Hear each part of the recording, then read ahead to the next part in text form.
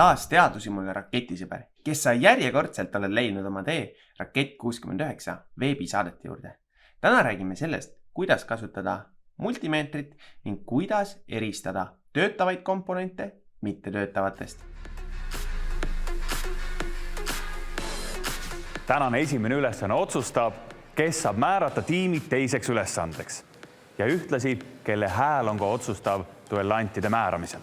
Kuid teil on puudu nupp ja vilkur. Ja teie esimene ülesanne ongi ehitada vastavalt skeemile vilkurisüsteem. Võistlejatel on antud elektroonikaõppekomplekt erinevate komponentidega. Lisaks sellele multimeeter ja juhend. Kelle vilkurit näeme ja kuuleme esimesena, ongi ülesande võitnud. Kas olete valmis? Jaa! Läks! Selles ülesandes tuli võistlejatel kokku panna skeem vastavalt sellele joonisele. See joonis ongi pilt töötavast skeemist ning selle abil on võrdlemisi lihtne panna kokku samasugune skeem, ilma et sa suuremaid teadmisi elektroonikast omaksid. Tuleb lihtsalt otsida sama värvi ja sama kujuga komponent ning see sama pidi alusele asetada. Mis teeb aga ülesande keeruliseks, on asjaolu, et takisteid ja valgusdioode on võistlejatele antud liiaga.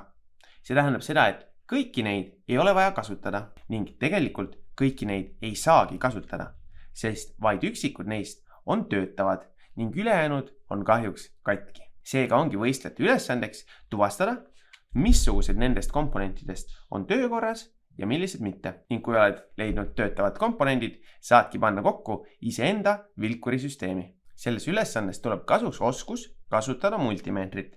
Multimeetreid võib olla erinevaid. Nad võivad olla erinevat värvi, erineva kujuga, ka nende skaalad võivad olla pisut erinevad. Mõnel on automaatne skaala, teisel pead aga ise täpselt valima, missugust skaala väärtust kasutad. Multimeetri nimi on multimeeter, sellepärast, et temaga saab teha mitmeid erinevaid mõõtmisi. Näiteks selle multimeetriga saame mõõta nii vahelduvpinget kui alalispinget. Vahelduvpinge on seesugune pinge, mis tuleb meile seinakontaktist. Alalispinge on aga selline pinge, mida saame mõõta patareide või akude klemmidelt. Samuti saame mõõta siin voolutugevust, takistust ning siin on ka dioodi märk. Seega mingil kujul saame ka mõõta dioode. Selleks, et soovitud suurust mõõta, tuleb see keskmine nupp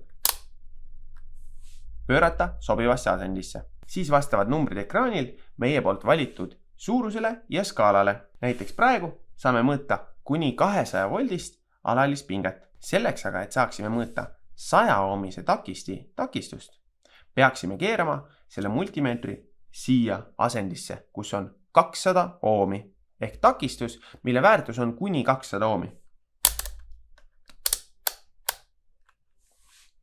Ja nüüd saamegi hakata mõõtma takistust. Alguses näitab see ekraan siin 1. See tähendab seda, et klemmid ei ole kuhugi ühendatud ning tegelikult takistuse mõõtmist ei toimu. Lisaks nendele kollastele komponentidele, mis selle makettlaua peale lähevad, on mul siin ka üks eraldi pisike takisti. See on see sama takisti, mis on eraldi selle plaadi peal siin keskel. Päris elektroonikas nii suuri tükke ei kasutata. See on lihtsalt selle komplekti eripära.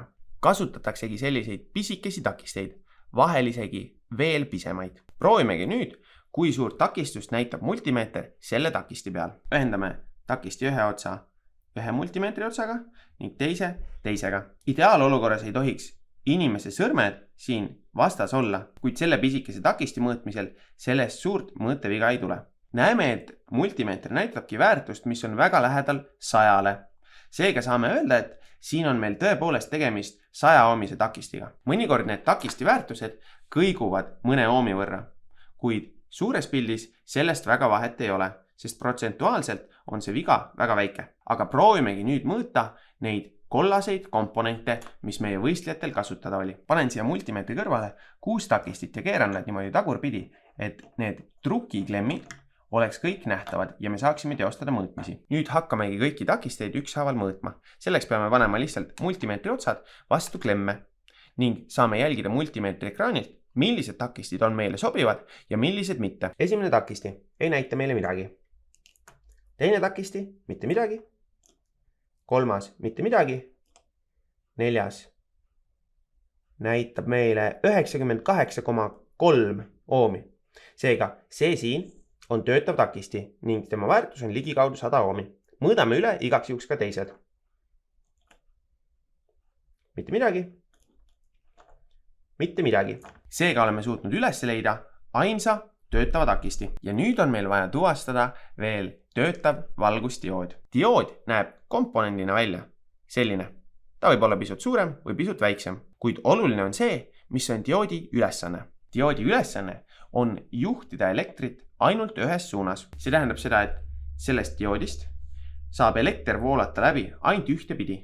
Kui me teistpidi pingestame dioodi, siis elekter siit läbi ei lähe. Tegemist on justkui väravaga, kust saab ainult ühte pidi läbi minna. Teistpidi on aga värav suletud. Mis on vahet tavalisel dioodil ja valgusdioodil?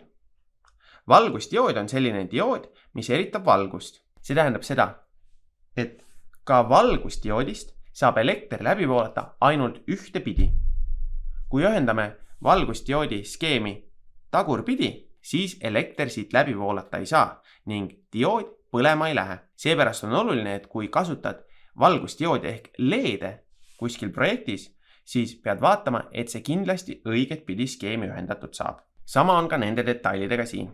Tuleb vaadata, kumbat pidi see diood lõppskeemi ühendatakse. Elekter voolab sümbolis siit kolmnurga poolt sisse ning selle kriipsu poolt välja. Seega siia tuleb ühendada positiivne pinge ning siia negatiivne. Kuidas siis määrata, milline diood on töötav? Multimeetril on samuti dioodi mõõtmise funktsioon. Selle leiame siit dioodi märgi juurest. Keerame meie multimeetri dioodi režiimi. Vaatame, mis saab, kui ühendame selle tavalise dioodi, mis valgust ei erita, meie multimeetriga. Siin on nüüd oluline, et ühendaksid multimeetri otsad dioodiga õiget pidi. Negatiivne pinge pool ehk see must juhe peab ühendama selle poolega, kus dioodi peale on märgitud kriips. Näeme, et multimeeter näitab suurust 224. See, mida see number täpselt tähendab, ei olegi niivõrd oluline. Mis on oluline, on see, et multimeeter näitas meile mingit väärtust, mis tähendab, et diood niipidi, nagu me ta skeemi asetasime, juhib elektrit.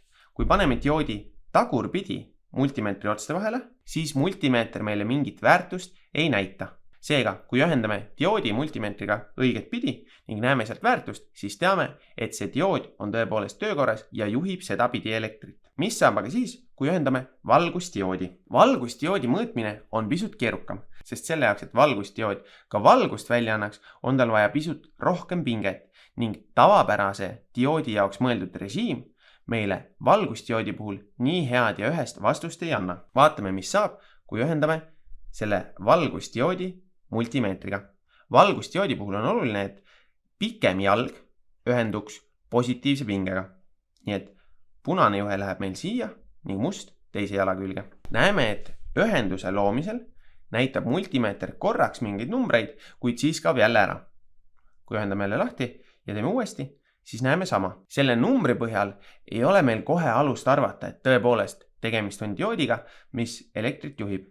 Küll aga näeme, et töötava valgusdioodi puhul võib mõne multimeetri korral minna see diood õrnalt põlema. Seega võib töötava valgusdioodi leidmiseks kasutada multimeetri dioodi režiimi, kuid siis pead olema ka kindel, et need valgusdioodid põlema lähevad. Võistlejatele antud multimeetritega sai seda metoodikat samuti ära kasutada. Võtame nüüd meie hunniku dioode ning vaatame, millised neist võiksid töötada. See ei läinud põlema. See ei läinud põlema. See ei läinud põlema. Ei läinud. Ei läinud. Ja viimane. Läheb põlema. Seega oleme leidnud ka töötava valgusdioodi. Kui aga multimeetriga dioodi mõõta mingil põhjusel ei saa või ei õnnestu, siis on üks väga lihtne viis määrata, missugune neist komponentidest võiks töötada. Selle jaoks koostame väga lihtsa vooluringi, kuhu saame külge ühendada selle valgusdioodi ning vaadata, kas ta läheb põlema või mitte. Selleks, et selle sammuni jõuda, peaks olema kõigepealt määratud ära töötav takisti, sest diood tuleb vooluringi ühendada alati koos takistiga. Muidu võid lihtsalt dioodi maha põletada. Seega esimese sammuna leia multimeetri abiga töötav takisti, seejärel võta see töötav takisti, tundmatu valgusdiood ning toiteallikas ning vaata, kas nendest koostatud vooluring sütitab valgusdioodi põlema. Sellesse skeemi paigutame toiteahela. Toiteahelaga jadamisi ühendame kõigepealt 100-ohmise takisti ning seejärel ka valgusdioodi. Kui lõpetame vooluringi, siis peakski valgusdiood töötavate komponentide korral edukalt põlema minema. Lihtsa skeemi koostamiseks panen plaadile kõigepealt toiteallika ehk selle patarei mooduli. Seejärel lisan siia külge töötava takisti ning selleks, et mul oleks dioodi mugavam kasutada, panen siia ka ühe sellise pisikese juhtme jupi vahele. Ning nüüd saangi valgusdioode järjest siia 2 klemmi vahele proovima hakata. Ei põle. Ei põle. Ei põle. Ei põle. Ei põle. Ja viimane, see peaks olema meil nüüd töökorras, läheb põlema ja väga eredalt, palju eredamalt kui multimeetriga testides. Seega teame, et siin skeemis on meil töötav takisti ning töötav valgusdiood. Kui kasutame neid komponente, saamegi kokku panna skeemile vastava vilkurisüsteemi. Selles süsteemis kinnituvad erinevad komponendid omavahel trukkühendusega. Seega see sinine siin tähistab juhet ja see ühte integraalskeemi, kuid kui panen nüüd selle sinise siia truki peale, siis jäävad nad omavahel kokku ning loodud on ka elektriline ühendus. Vaatame nüüd skeemi ning paneme süsteemi ise ka kokku. Siin skeemil on ka numbritega näidatud, mitmendas kihis need komponendid justkui asetsema peavad, sest nad kinnituvad üksteise peale. Esimesse kihti paneme patarei ning loome siia ka selle alumise juhtme mooduli. Siia üles läheb meil lüliti alla ka juhe. Ning nüüd saame paika panna enda süsteemi integraalskeemi. See on selline karp, mis genereerib neid helisignaale.